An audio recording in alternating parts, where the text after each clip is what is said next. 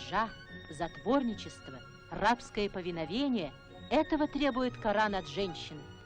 Но Мукаррама Ташматова – наша современница, и ей не пришлось испытать эти унизительные законы.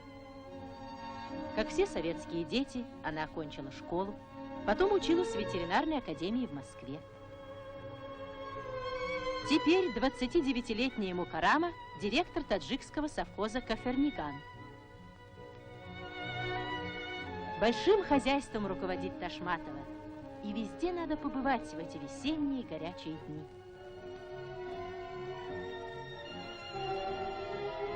Беспокойный характер у Мукаррамы.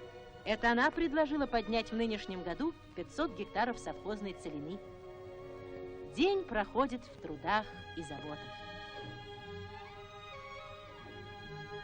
Маленькая Лола уже давно в постели.